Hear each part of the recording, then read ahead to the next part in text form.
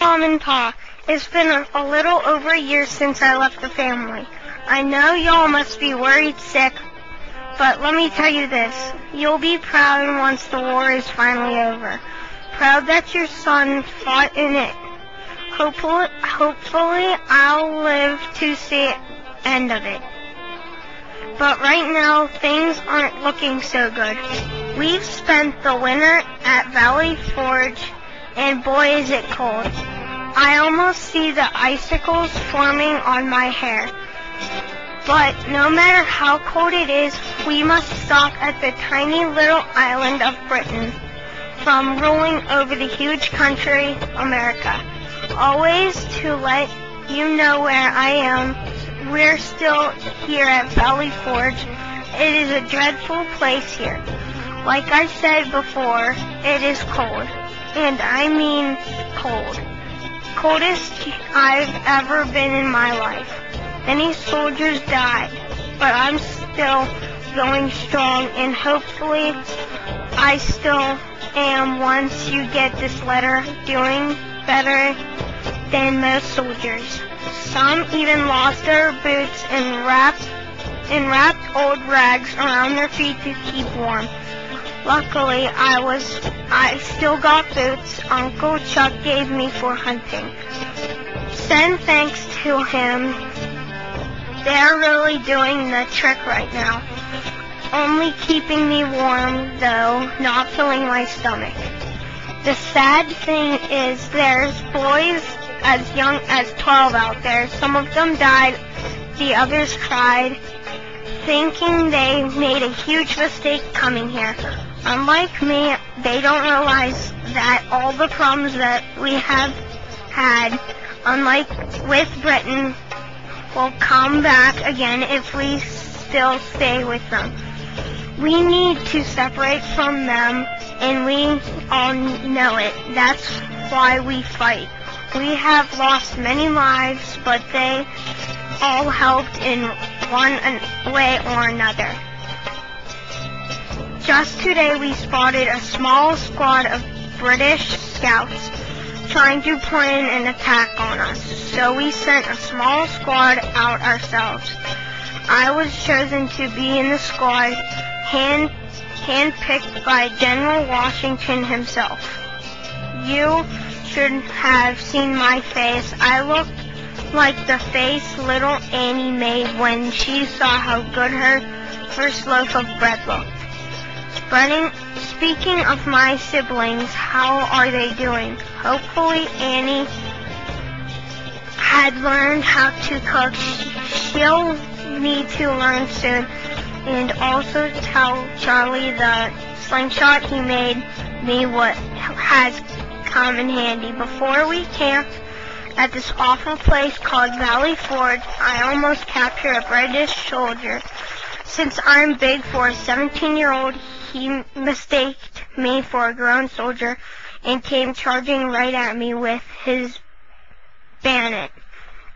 I was wandering off alone. I know, stupid, but I thought I heard someone calling for help. So anyway, he came charging at me. And I had felt my gun leaning against the tree with no time to grab it. I quickly grabbed a jagged-looking rock off the ground, got my slingshot out, and aimed as best as I could. When I released my grip, I was so happy once my rock hit the lobster right in the eye. He was on the ground, writhing in pain, and I escaped. So tell him I said thanks. Anyways, enough of me rambling on back of the squad I was in. So I was with 7 other men older and stronger than me, but that didn't discourage me, and followed the lobsters unnoticed for several hours until one finally looked back at us. He yelled for help, and we went charging it. I was doing that bad until one big soldier had a bad shave hit me right in the nose with the flat of his blade. He was the leader of the expedition. No doubt I was unconscious, but I felt like it. I was crawling over to a tree for balance when I was yanked right off the ground. The same soldier who knocked me down was holding me. Take him back to a prisoner. As a prisoner.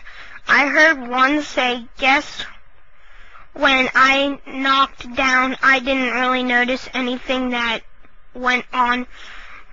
For I saw the unconsciousness bodies of my fellow soldiers, dead or unconscious. I didn't know, nor did I want to think about it, but there was only two lobsters left. So I guess we took out most of them. I had feeling a courageousness come over me. As I kicked the soldier who was carrying me right in the jaw, I dropped down to the ground, smelling the fresh scent of winter pine as I landing right in a bush. I started running for my life. I grabbed a musket off the ground, hoping it was already loaded and ready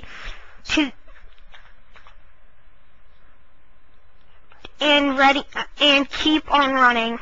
The wet handle almost fell from my grip, but I managed to hold on. As soon as I heard fire behind me, I fired back.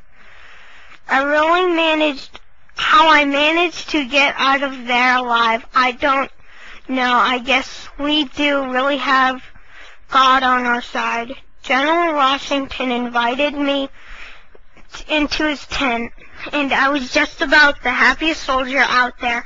Well, I was, since nobody's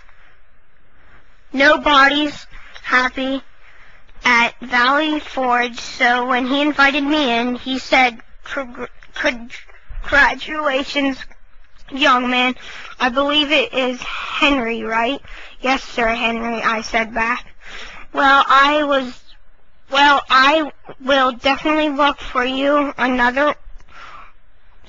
when another one of these kind of situations come up. You did great out there, kid. I wish I would have been there to see it. I did nothing really. I just knocked on my rear and stayed down. I didn't know what else to say. I was speechless. Oh, don't be so modest.